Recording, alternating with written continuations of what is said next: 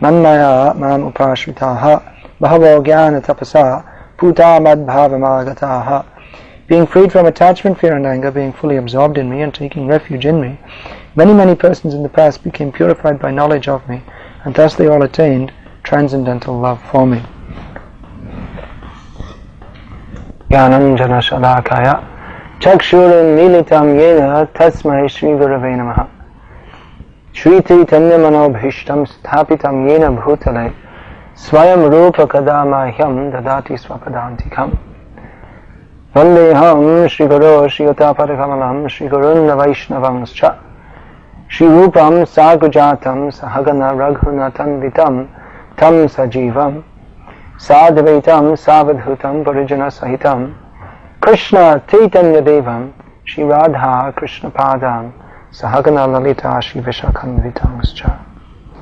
He Krishna Karuna Sindho Dinabandho Jagatpate Gopesha Gopika Kanta Radha Kanta Namostate Kalta Kanchana Gaurangi Radhe Vrindavaneshwari Rishabhanu Sute Devi Pranamami Haripriye Ancha Kalpa Tarubhyascha Kripa Sindhubhya Evacha Patitanam Pavanebhyo Vaishnavibhyo Namo Namaha. Sri Krishna Chaitanya Prabhu Nityananda Shri Advaita Gadadhara Shivasadi Gaur Bhakta Vrinda. Hare Krishna Krishna Krishna Hare Hare Hare Rama, Rama Rama, Hare Hare.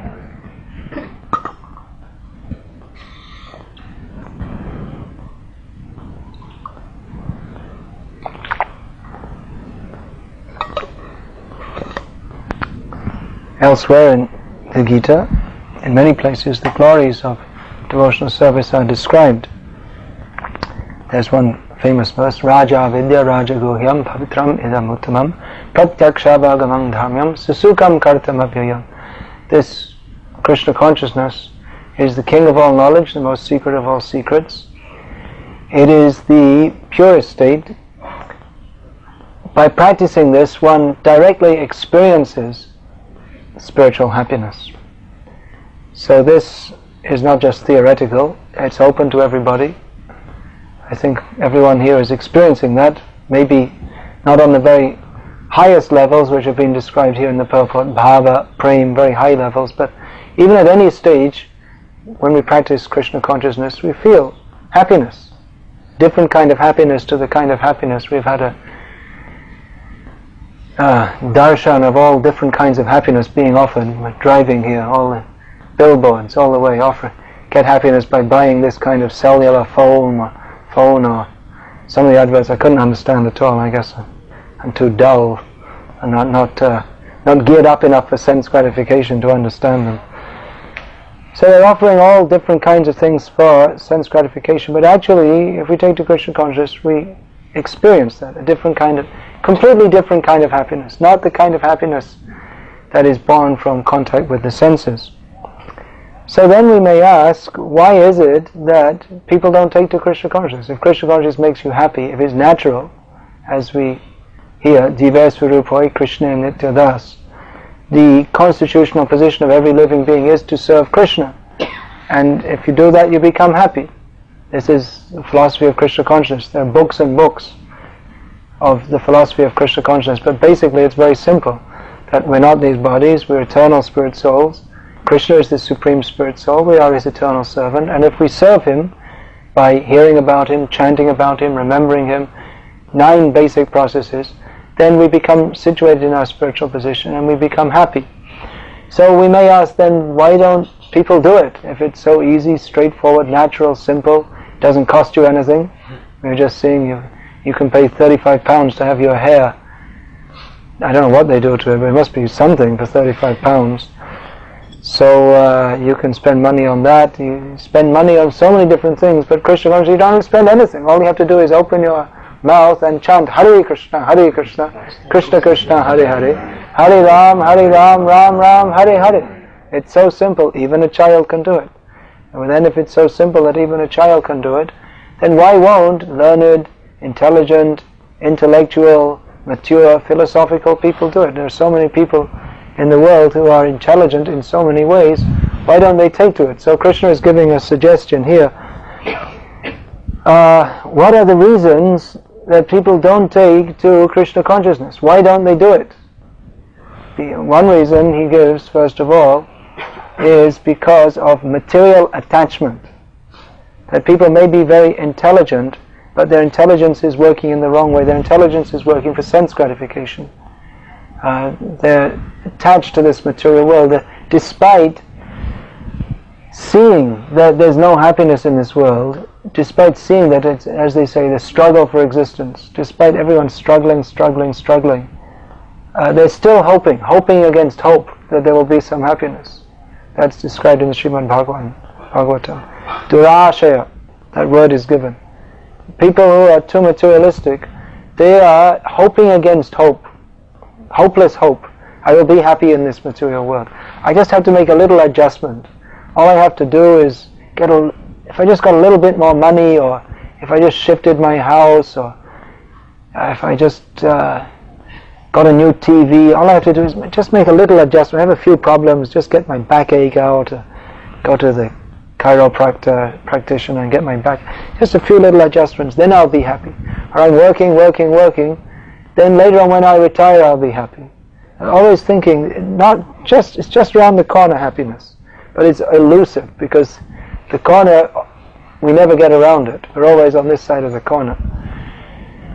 So a life of hoping that for the future, but trust no future, however bright. That's the saying in the material world, and that's a fact. There is no situation in the material world which is happy. And even if you think, well, now I've achieved happiness, but you can't stay in that position, because this material world, everything is temporary. Dukhalayama shashvatam. This material world is intrinsically not a happy place, because there is repeated birth and death. But even if we think I'm very happy, we can't stay in this position. We have to leave it. Whatever we endeavor to build up, some business tycoons, they work very hard to build huge business empire, or someone may be less ambitious, they may just work to get a little house or something. But whatever it is, whether it's a bird's nest, whether you're a bird in a nest, or whether you're a tycoon with millions of dollars, you can't stay. Therefore, to be attached is not intelligent. But due to the power of Maya, because of this feeling that I want to enjoy this material world, there must be something here. There's so much advertisement. Everyone else is trying to be happy in this material world. There must be something here. But Krishna tells the plain fact in Bhagavad Gita, and those who are bona fide spiritual masters following in the footsteps of Krishna, they speak very plainly that there is no happiness here. We see some so-called gurus, they offer do meditation and you'll be peaceful and then you can live happily in this world.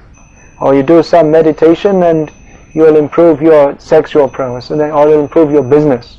This is all cheating. Such so-called gurus have been described in the Srimad Bhagavatam as they've been compared to a stone boat. If you get into a stone boat with the idea of crossing the ocean, then you'll end up on the bottom of the ocean. You'll drown. You won't actually cross the ocean. So real guru, he must speak that this material world is a place of suffering and of misery, and he also shows how in different ways, in different cultures and different times and places, there are different people who are propagating different ideas with suggesting that this is for the benefit of the people. But actually all these multifarious ideas of how we can be happy in this material world, they're all incorrect. None of them can help. Wherever we go in the world, we come across different ideas. In some places, I was recently in Russia, and some people were protesting that why are you preaching this religion? There should be think of the national cause. We are Russian. We have to protect our nation. So that's attachment to the nation. So that's one kind of maya, one kind of material attachment. Or in other places that they'll say, no, we are Christians, we have to follow this religion. Not seeing that what Lord Jesus Christ taught is being practically practiced in this Krishna conscious movement. And to love God with all your heart and all your soul. And different places, if you go to other places, some places say, no, you have to go through Jesus. Other places they'll say, no, Islam. Or other places, as we saw in that hall, the Harrow Humanist Association. all the humanists in Harrow coming together to save the world from religion, propagating atheism. So people have so many different ideas how they can benefit others, but actually all of them, they're propagating attachment to this material world. And any idea any so-called philosophy which does not break our attachment to this material world is not actually beneficial to us. The truth is somewhat shocking. We're living in a cocoon of complacency. Everything is very nice. I'm feeling very nice. Everything's all right. I have enough money. I have enough food. I have enough clothing. Everything's okay. It's not okay. Death will come and kick us into another body. And then again we'll be attached. Maybe in a dog body or an Indra body, Brahma body, worm in stool body. Again attached and again suffer birth, death, old age and disease. Therefore, Krishna is clearly stating, don't be attached. What was Krishna saying to Arjuna? Why are you attached to your family members? They're all going to die anyway. So you should follow my instruction. Do what I say. Because we have our eternal relationship with Krishna. And relationships in this material world, they're all temporary. Therefore, our eternal relationship is with Krishna. So don't be attached. Krishna is advising Arjuna, don't be attached. Vitaraga, bhaya, and don't be afraid. This is another great stumbling block in understanding Krishna, which is the actual need. Our actual spiritual need is to understand Krishna. But there are people who, even they see that the nature of this material world is full of misery, and they become interested in spiritual life. But at the same time, they remain afraid of surrendering to Krishna.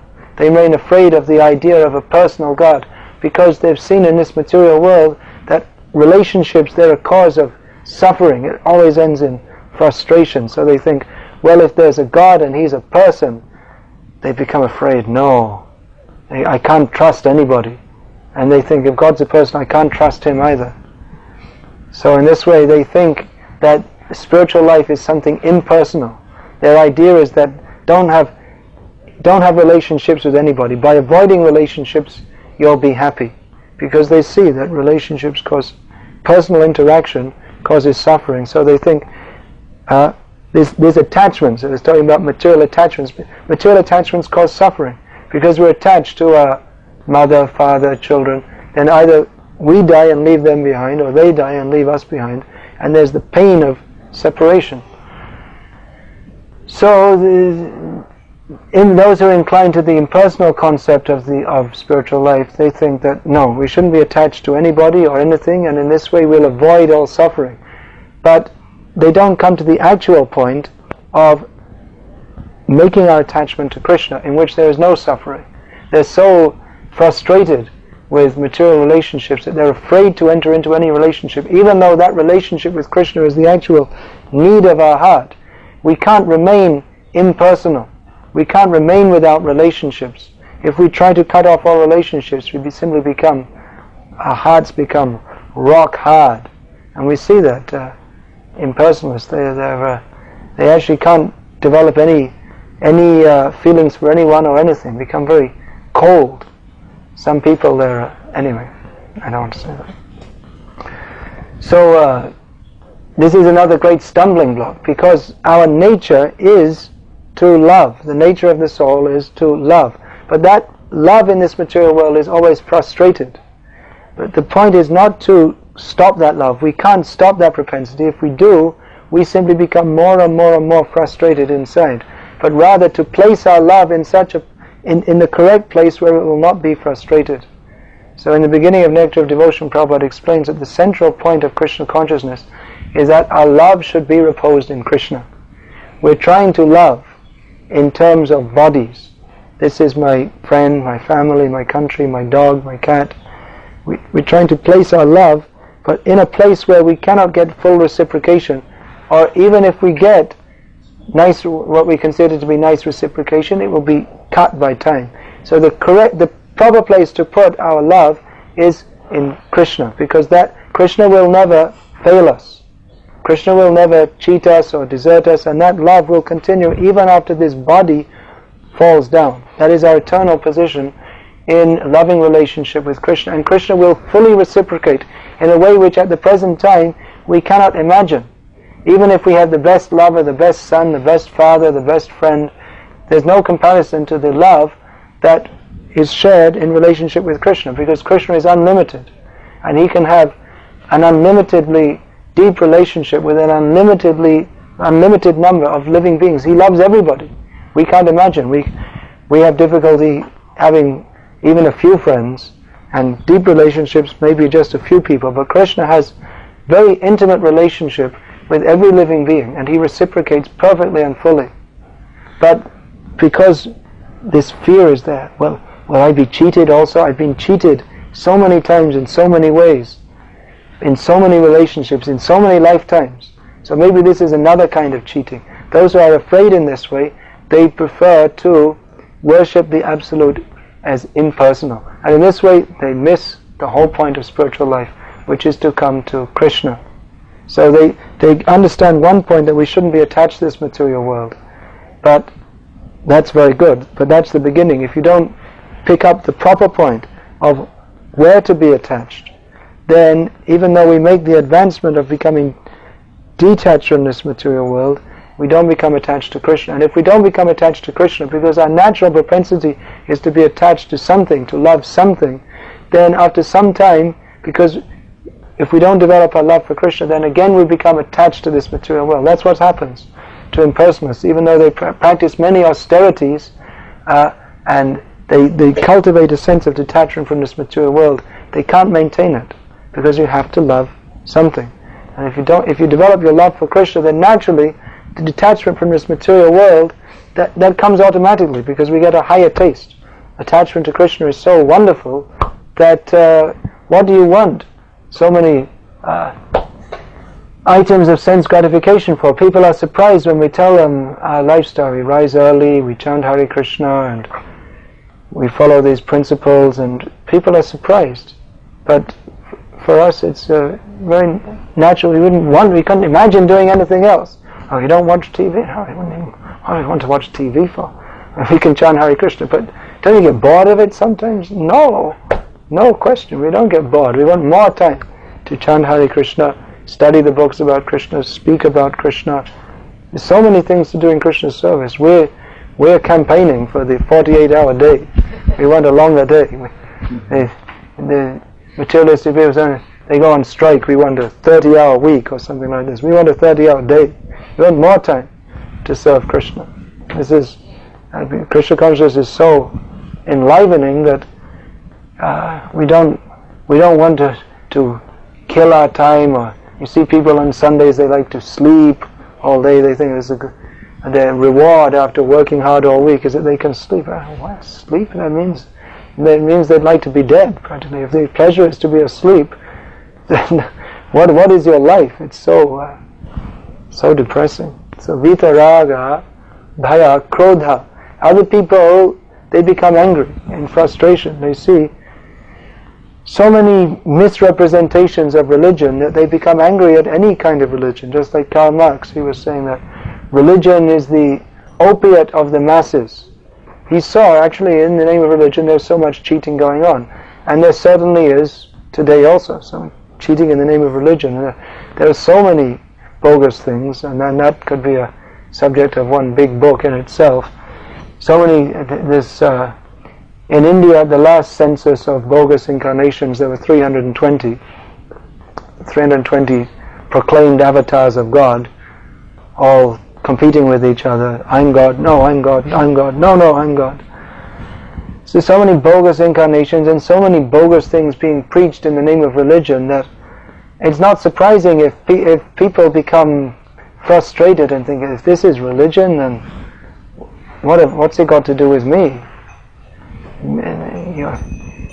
Politics, religion mixed up, misused, the name of God misused.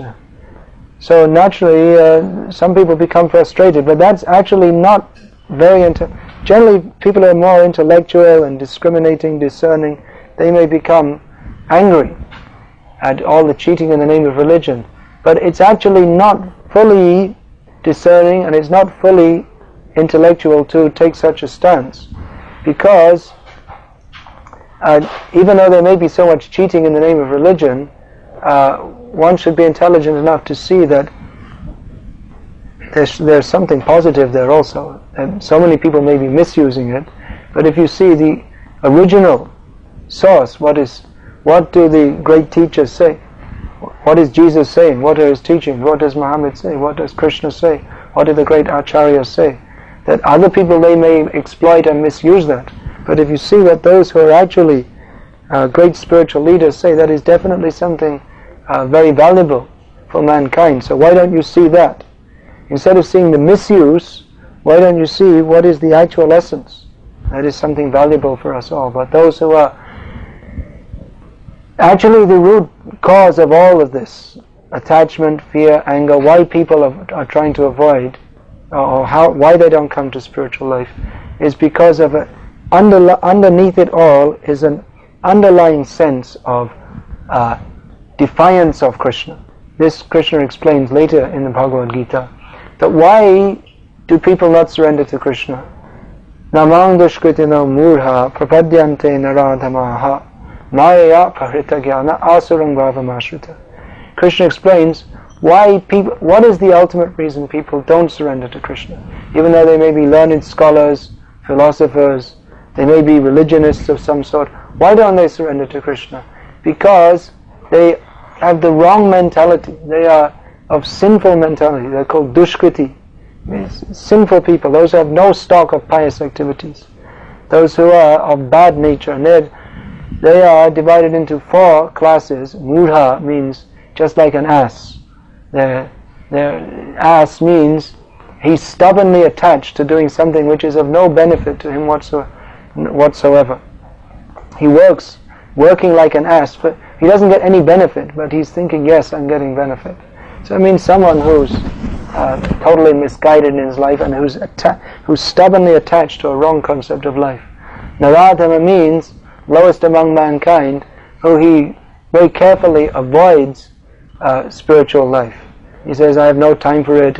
He has time to read the newspaper, watch the TV, but if you offer him, please read Bhagavad Gita, no time. He's expert avoider.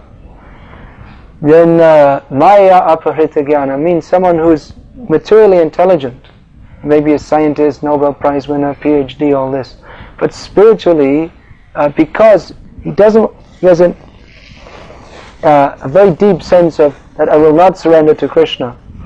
Therefore, even though he's materially very intelligent, but spiritually very foolish. And we see people like this, that even though they're very intellectual, but even basic points of spiritual understanding they can't grasp. Just like Prabhupada many times quoted, in Moscow he met with Professor Kotovsky, who is a prominent scholar, but he couldn't accept or understand the most basic point of spiritual life, that we're not this body. And as Prabhupada quoted many times, big scholar, but he would say, when Prabhupada explained how we are changing body after body after body, he said, no, Swamiji, when the body is finished, everything is finished. No philosophical explanation, just I firmly believe. No philosophy, no academic reason, simply when the body is finished, everything is finished. So then he may be a big scholar, but his actual knowledge, his spiritual knowledge, is covered by Maya, by the illusory energy of Krishna, by which he can't understand. He's attached to a wrong concept of life. Another class of demon is Asurang Bhavamashrita, those who have a very demoniac outlook on life. They're very much against any idea of religion or God, and they're very much without any particular reason, but they just become very angry even if anyone mentions God. This hardcore atheist, you could say. An atheist, if he doesn't believe in God, then why should he worry if other people do? If his philosophy is that everything is finished, when you die everything is finished, so why? If you believe in God or not believe in God, what difference does it make to him? Because according to him, it's all going to be finished at death anyway, life has no meaning. Then why does he become angry when people talk about God? So actually these type of atheists, they probably think about God more, and they talk about God more. No, there's no God, we don't believe in God. they're actually preoccupied with the thought of God, but in anger. They're against. There's so much against. They're always thinking about God, but it's in a mood of resentment. Just like Kansa Maharaj, he was always thinking of Krishna, but in the wrong way. He wasn't thinking, how can I serve Krishna? How wonderful is Krishna? He was always thinking, how can I kill Krishna? Which of course wasn't possible. Krishna killed him.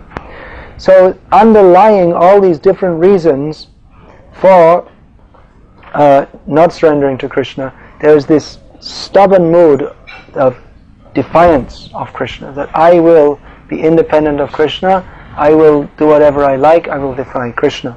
So all these points are analyzed in Bhagavad Gita, Srimad Bhagavatam, throughout the Vedic literatures, so that we can understand, why are we not surrendering to Krishna? Why are we not attaining the proper goal of life? Why do others not come to this? It's all analytically described.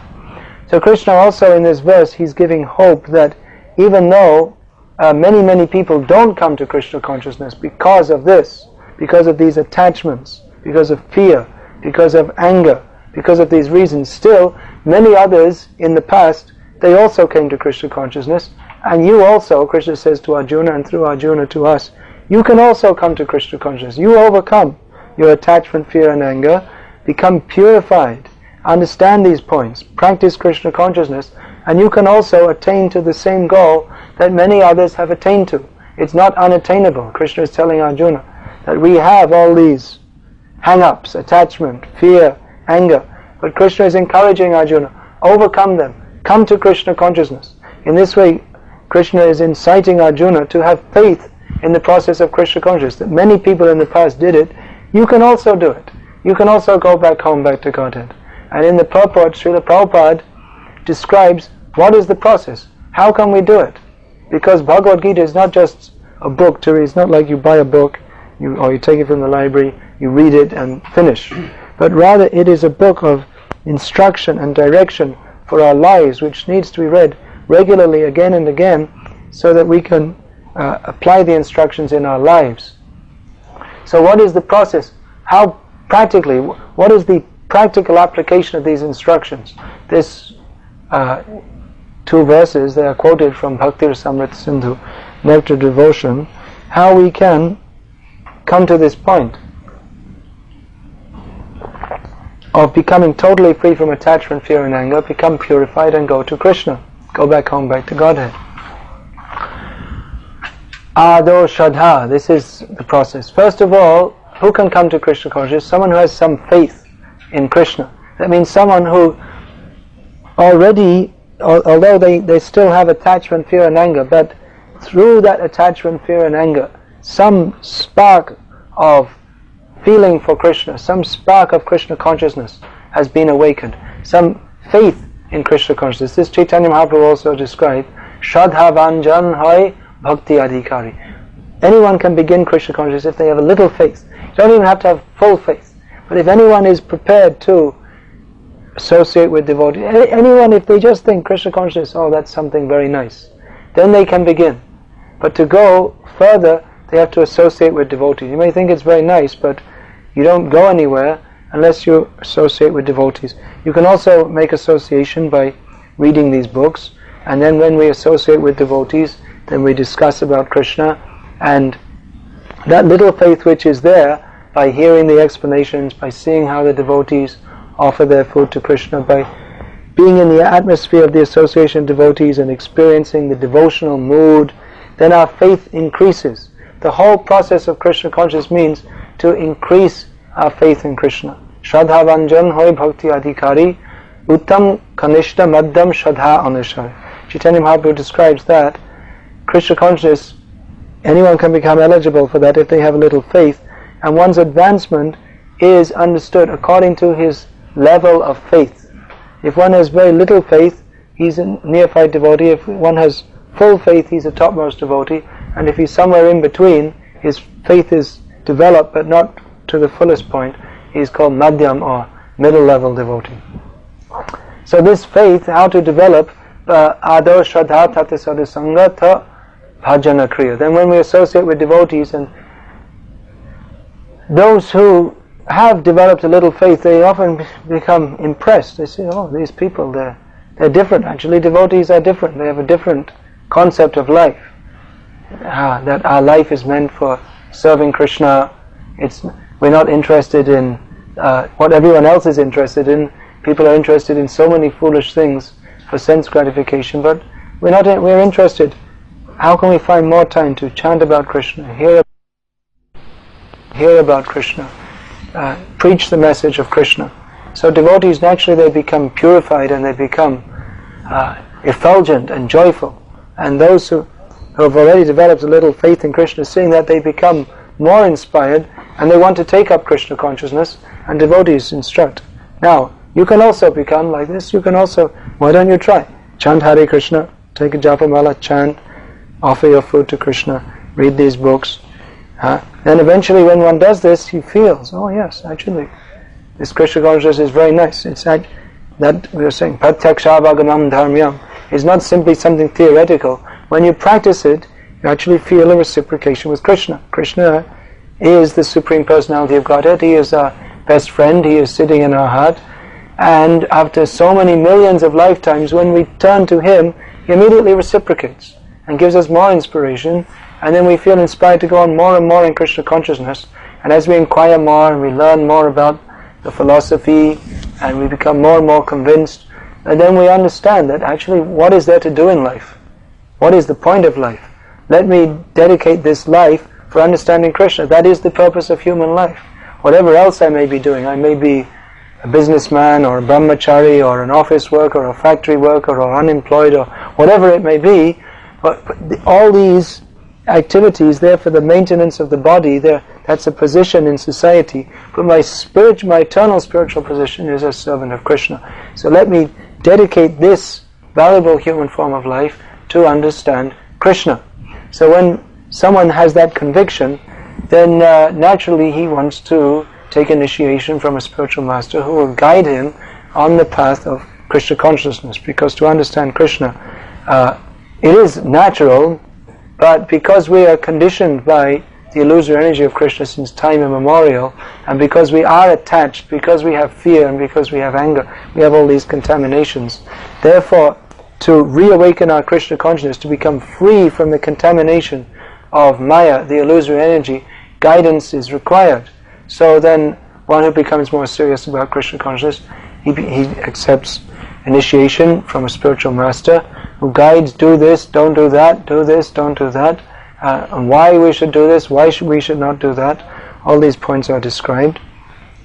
How to engage in devotional service in the association of devotees.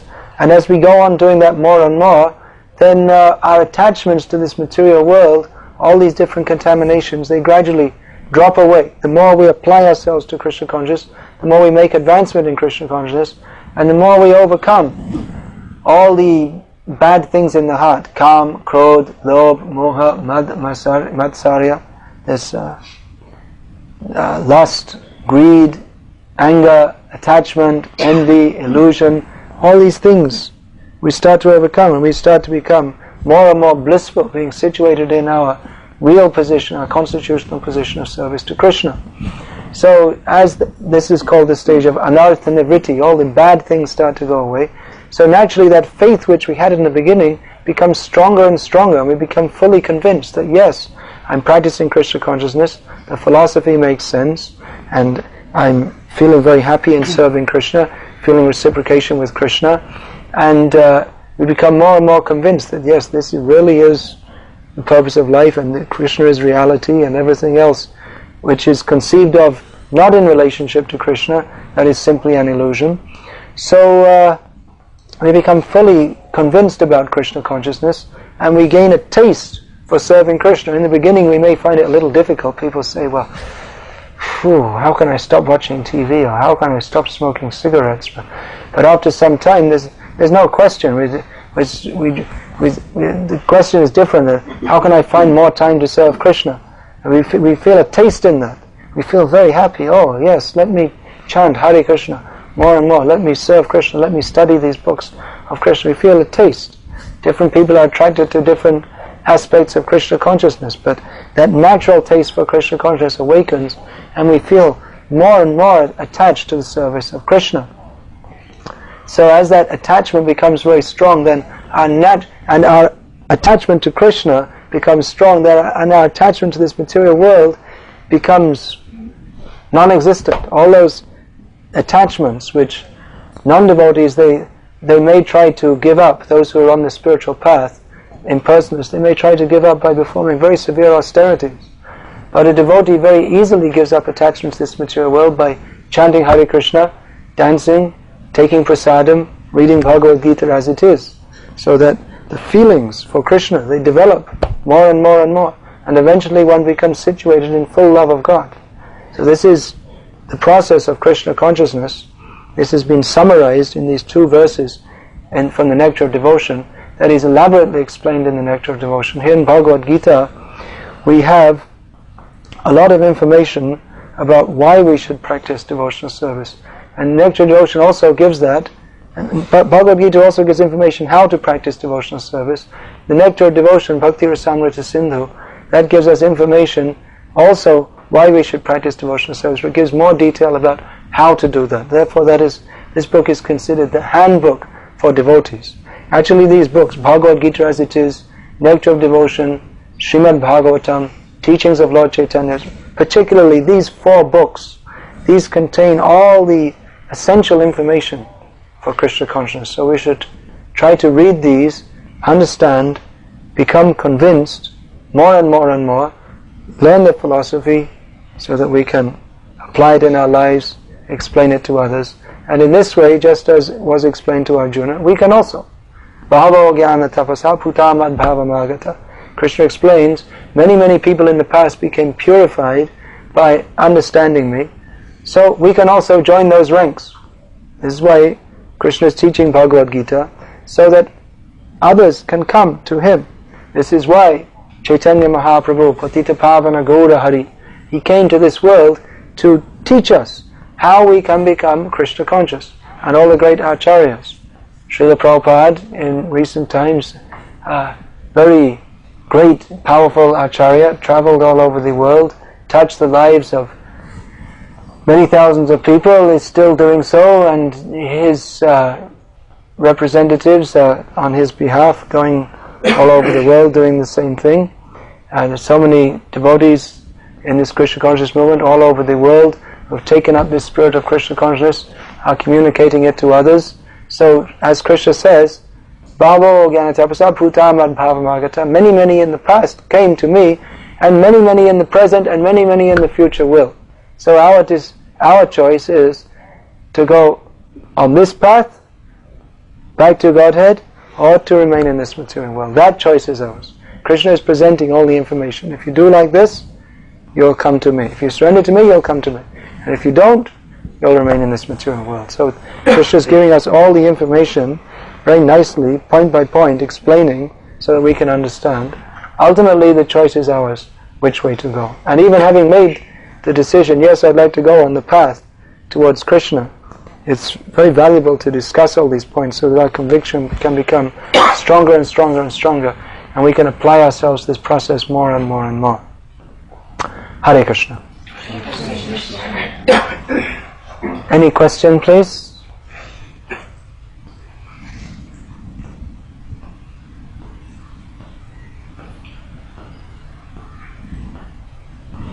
I think we're convinced. Why don't you pretend you're not? We can have some fun.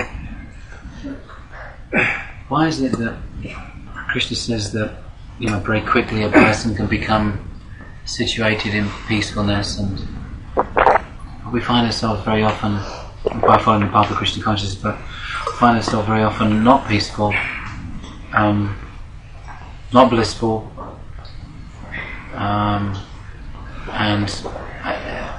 terrible to say, but sometimes not convinced.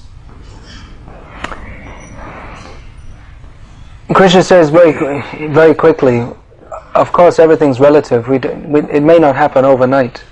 In the modern age we want everything instant photos and instant coffee, and turn on the TV, instant entertainment.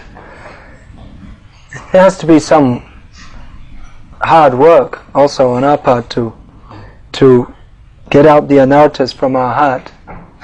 course, in this class I was presenting a very positive view, but realistically, to overcome all the anarthas, that requires application. Also, we have to be very serious. If we're very lax and loose, then definitely the anarthas, the unwanted things, will grow in our hearts. So this is explained by Rupa Goswami, how to make advancement in Krishna consciousness. Utsaha nischayat dharyat. We should be enthusiastic, determined, and one of the qualities necessary is patience also. That is not going to happen in one day. It may take a little time, but if we remain on the path, we will certainly make gradual progress, even though we may not be able to see it ourselves. Just like the parent doesn't see the child growing, but someone who comes every 6 months, they see how the child is growing. Now, ups and downs, until we come to the steady position, ups and downs will be there. One point you mentioned about not being convinced, this is a serious point. To be convinced of the philosophy of Krishna is most essential.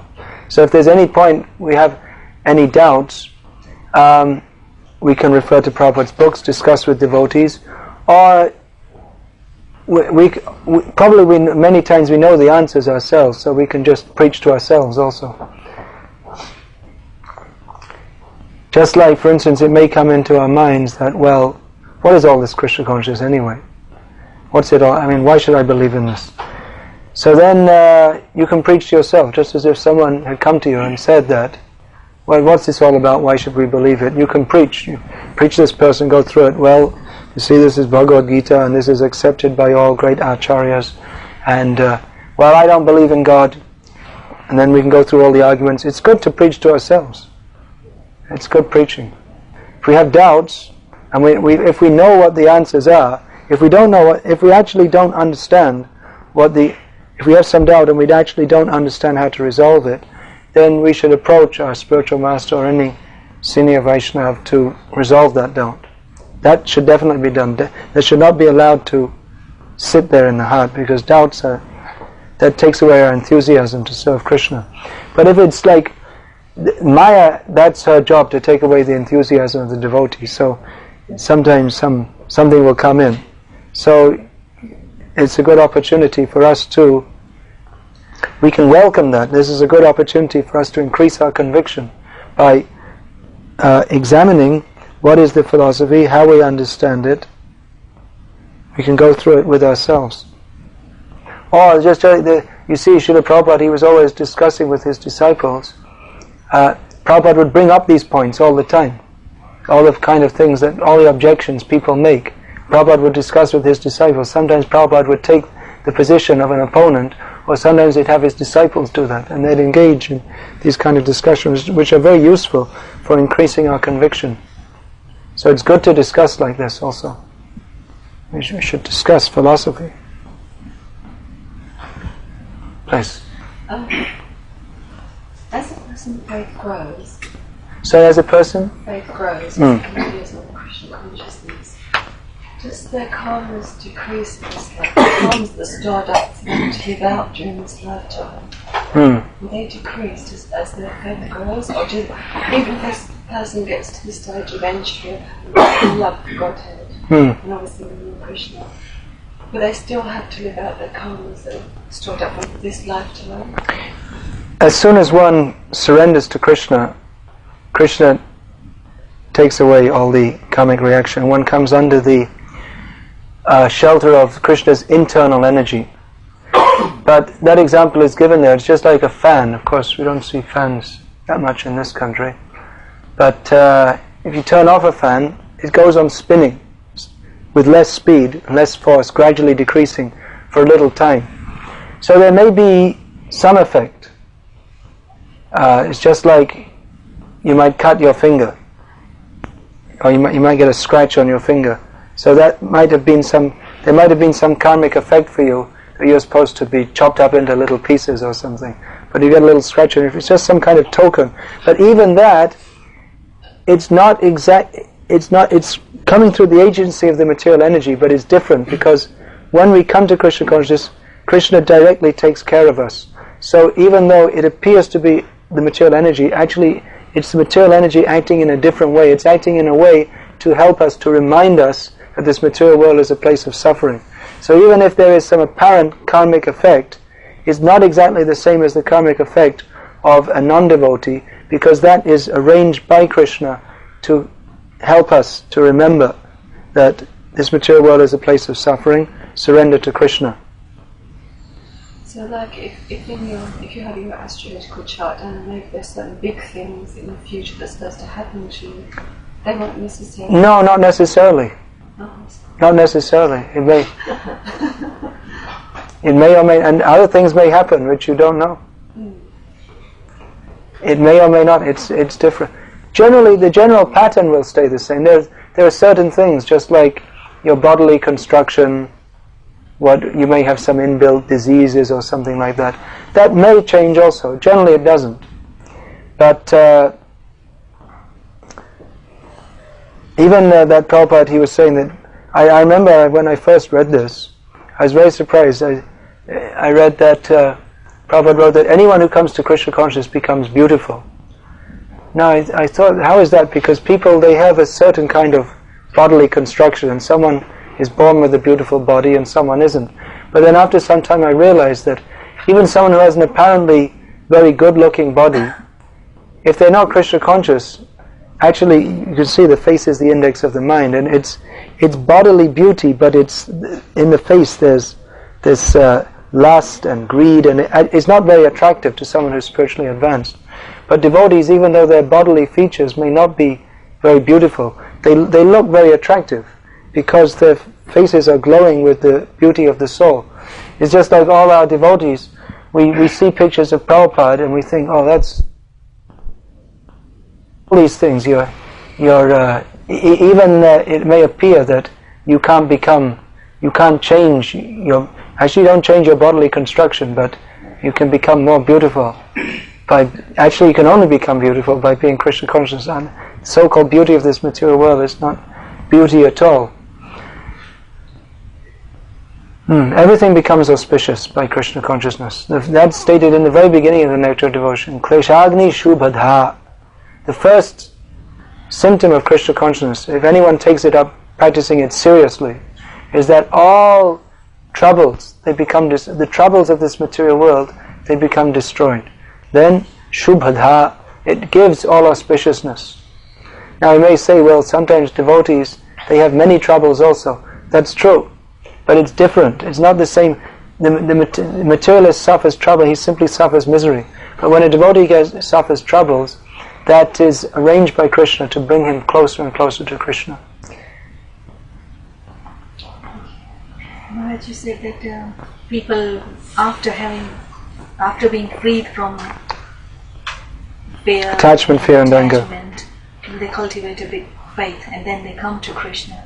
But in Krishna consciousness movement, I've seen some people do come to Krishna. They remain with Krishna for 5-6 years and then they go away. So how do we explain this situation? Well, it's the same thing. It's not that it doesn't happen in one day. This verse is Krishna says, becoming free from attachment, fear and anger. It's not that it just happens overnight.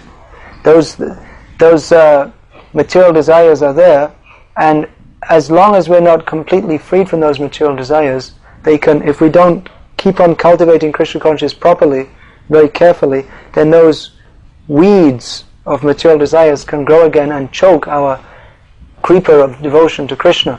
Therefore, we have to go on cultivating Krishna consciousness very seriously and very carefully, because that's Maya's business. Maya, the illusory energy of Krishna, has two phases. One is Avaranatmika Shakti, by which everyone in this material world is covered. So they're under control. But then someone who's trying to get free from Maya has the Prakshepa Atmika Shakti, which is that it's like going into turbo. Someone's trying to get away from me, okay. Kick them down. Here. This Krishna consciousness, no, don't. I'll give you something better. You tried in the material world, okay, you failed, but now I'll help you. Maya will come. And you really believe all this? So many different, and this happened, that happened, and you see, this devotee said this, and this means that Krishna consciousness is all bogus. No, so many things will come. Maya will present so many reasons why our faith in Krishna will decrease. Therefore, we should very carefully practice our sadhana, go on with these programs, discuss Bhagavad Gita as it is, to keep everything clearly in perspective. That whatever anyone may say, think, feel or do, the reality is that Krishna is the Supreme Personality of Godhead and we are His eternal servants. And that is a fact, and nothing can change that, and if we act on the basis of that, we become freed from attachment, fear and anger. But if we concentrate on the externals, if we say, well, I went to the Hare Krishna temple and someone stole my shoes, that means that people are not becoming purified by it, therefore it's all bogus, therefore I'll go out, therefore I'll give up this Krishna consciousness and smoke and drink and Maya may offer us so many excuses not to become Krishna conscious. But by understanding philosophically that whatever happens, nothing changes the fact that Krishna is the Supreme Personality of Godhead, we're His eternal servants, and we should act on that basis. We shouldn't be... there are so many reasons why people may become discouraged in Krishna consciousness. Ultimately, it means they're not properly sincere to serve Krishna. We shouldn't be disturbed by the behavior of neophyte devotees. Once in India, one life member came and complained to Prabhupada. He said, Prabhupada, 2 of your disciples of the Western device said they're fighting, they're physically fighting. Prabhupada said, are you surprised they're fighting? I'm surprised they're chanting Hare Krishna. The fighting they would have been doing anyway, but when they're not fighting, they're chanting Hare Krishna. Isn't that a wonderful thing?